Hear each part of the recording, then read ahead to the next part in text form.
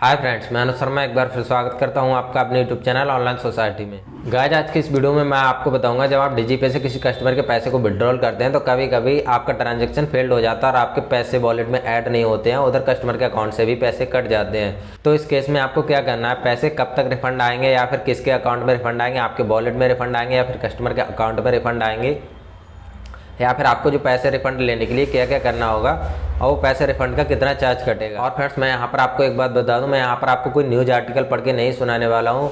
Actually जो मेरे साथ हुआ है, मेरे 10,000 रुपये डीजीपे वॉलेट में अटक गए थे, तो वो पैसे किसके अकाउंट में क्रेडिट हुए थे, कस्टमर के अकाउंट में या फिर मेरे वॉलेट में, वो सारे मैं आपको बताऊंगा। और उस पैसे को रिफंड लेने की मुझे क्या क्या प्रोसेस करनी पड़ी वो सारी मैं आपको स्टेप बाय स्टेप बताऊँगा।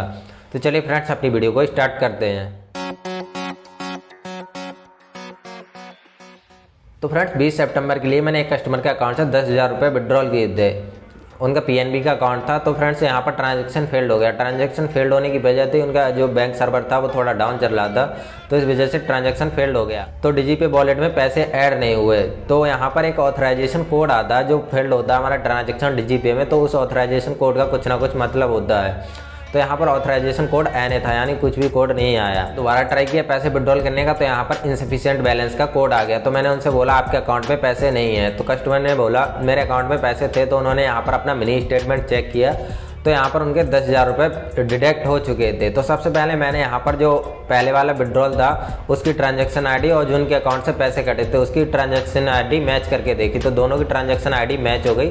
तो इसका मतलब ये कंफर्म हो गया जो हमारा पेमेंट पहले वाला फेल्ड हुआ था उसी ट्रांजैक्शन के चलते जो कस्टमर के अकाउंट से पैसे विड्रॉल हुए थे।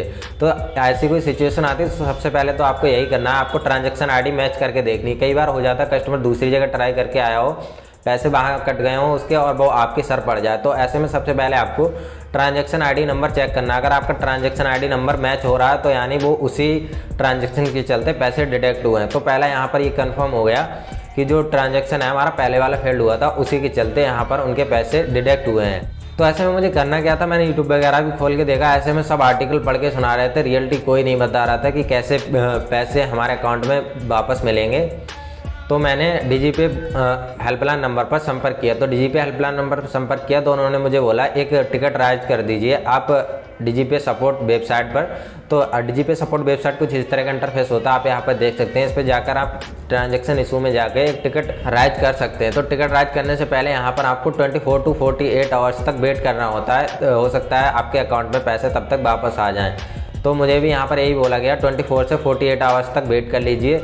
और तभी मैंने यहाँ पर जो पीएनबी का अकाउंट था उनके हेल्पलाइन नंबर पर कांटेक्ट की, तो वहाँ अकाउंट वालों ने भी यही बताया, पीएनबी अकाउंट जो मैंने फ़ोन किया था कि 24 to 48 आवर्स आपको वेट कर लेना चाहिए। तो मैंने कहा चलो वेट करते हैं। तो वेट किया तो 48 आवर्स में पैसे वापस नहीं आए।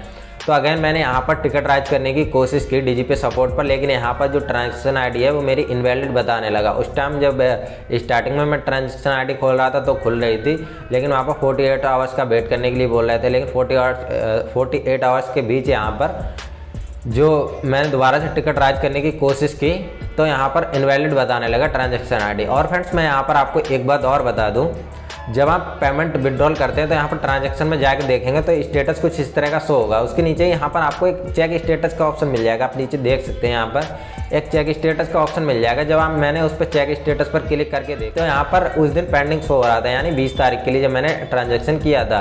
अब यहाँ पर 22 तारीख हो चुकी थी 48 आवर्स वेट करने के बाद। तो यहाँ पर मैंने दोबारा से उसका स्टेटस चेक किया तो यहाँ पर जो ट्रांजैक्शन है वो परमानेंटली फेल्ड हो चुका था, यानी डीजीपे से जो ट्रांजैक्शन है परमानेंटली फेल्ड हो चुका था। अब जो पैसे हैं वो डीजीपे वॉलेट में ऐड नहीं होने वाले थे। अब पैसे 90% चांस थे कि उन्हीं के बैंक अकाउंट में जाएंगे, ऐसा मुझे लग रहा था और जो मैंने पढ़ा था उस हिसाब से। लेकिन कंफर्म मुझे भी नहीं था क्योंकि पहली बार मेरे साथ ऐसा हो रहा था। तो मैंने दोबारा से पीएनबी हेल्पलाइन नंबर पर कांटेक्ट किया और वहाँ पर एक कंप्लेंट दर्ज करा दी। कंप्लेंट दर्ज कराई तो उन्होंने बोला ये कंप्लेंट दर्ज हो चुकी है आपको 7 वर्किंग डेज का यहाँ पर वेट करना होगा। आपकी जो कंप्लेंट है उसे रिसॉल्व होने में 7 वर्किंग डेज का टाइम लगेगा। ठीक है, मैंने 7 वर्किंग डे कंप्लीट होते होते 22 तारीख के बाद लगभग 3-4 तारीख में 7 वर्किंग डेज कंप्लीट हुए। काफ़ी छुट्टी पड़ गई थी बीच बीच में, किसी न किसी की पड़ती चली गई, तो इस चक्कर में 3-4 तारीख के लिए यहाँ पर 7 वर्किंग डे कंप्लीट हुए। 7 वर्किंग डे कंप्लीट हुए तो मैंने दोबारा पीएनबी हेल्पलाइन नंबर पर कॉन्टैक्ट किया। जब दोबारा पीएनबी नंबर पर हेल्पलाइन पर कॉन्टैक्ट किया तो उन्होंने बोला सर आपके 7 वर्किंग डेज तो कंप्लीट हो चुके हैं, लेकिन अभी जो आपकी कंप्लेंट है वो ओपन शो हो रही है, यहाँ पर आपका कोई भी सॉल्यूशन नहीं निकला है। तो मैंने बोला आप मुझे क्या करना चाहिए, तो उन्होंने बोला अभी आपको 1-2 दिन और वेट करना होगा। तो मैंने कहा चलो 1-2 दिन और वेट करते हैं। तो फाइनली 6 तारीख के लिए 20 तारीख के लिए मैं ट्रांजेक्शन किया था, 22 तारीख के लिए मैंने कंप्लेंट दर्ज कराई थी, और अगले महीने यानी 6 अक्टूबर के लिए जो अमाउंट है वो जो कस्टमर के अकाउंट में पैसे क्रेडिट हो गए। तो पहली बात तो यहाँ पर यही है कि जो डिजीपे में आप ट्रांजेक्शन करते हैं वो फेल्ड हो जाता है और कस्टमर के अकाउंट से पैसे डिडक्ट हो जाते हैं। तो आपको सबसे पहले तो 99% चांस यही है कि जो आपके पैसे क्रेडिट होंगे वो कस्टमर के अकाउंट में ही होंगे, आपके वॉलेट में ऐड नहीं होंगे। तो आपको कस्टमर को पैसे नहीं देने। अगर आप कस्टमर को पैसे दे देते हैं तो यहाँ पर पैसे हैं वो भी कस्टमर के ही अकाउंट में जाएंगे, तो यहाँ पर आपको घाटा लग सकता है। तो यहाँ पर आपको वेट ही करना होता है। तो यहाँ पर मेरे 20 तारीख का ट्रांजैक्शन 6 तारीख के लिए पैसे क्रेडिट हुए थे।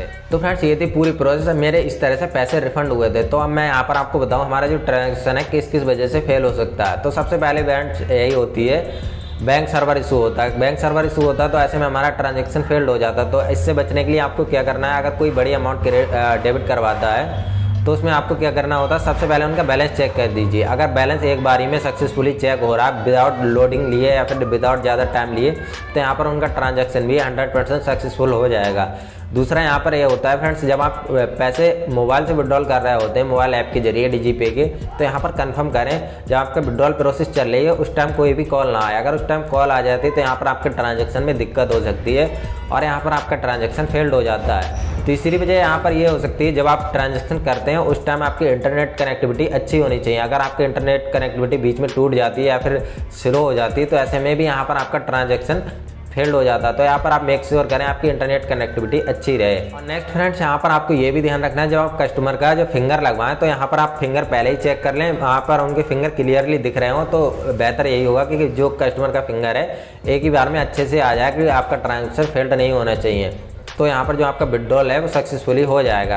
यही कुछ चीज़ें थी जिस वजह से हमारा ट्रांजैक्शन फेल्ड हो जाता है, और इन्हीं सब चीज़ों का ध्यान रखकर आप आसानी से कस्टमर के पैसे विड्रॉल कर सकते हैं। अगर आप ये छोटी छोटी बातें ध्यान में रखेंगे तो यहाँ पर आपका जो ट्रांजैक्शन अमाउंट फेल्ड है उसके परसेंटेज ना के बराबर होते चले जाएंगे। तो आई होप आपको वीडियो में बताई जानकारी कुछ ना कुछ हेल्प जरूर करी होगी। अगर आपके भी कस्टमर के अकाउंट से पैसे डिडक्ट हो जाते हैं, आपके वॉलेट में ऐड नहीं होते हैं, तो यहाँ पर 99% चांसेस हैं कस्टमर के अकाउंट में ही पैसे क्रिएट होंगे। तो ऐसे में आपको थोड़ा सा वेट करना होगा और कस्टमर को भी आपको समझाना होगा, क्योंकि हर कस्टमर मानने को तैयार भी नहीं होता है। तो ऐसे में यहाँ पर आपको कस्टमर को भी समझाना होगा। तो ये थोड़ा रिस्क वाला काम है, तो इस वजह से जो भी जानकारी थी वो मैंने आपके लिए बता दी।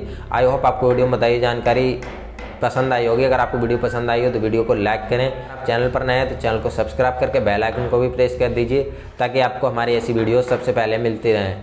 मिलते हैं आपसे ऐसी किसी नेक्स्ट वीडियो में, तब तक के लिए बाय बाय।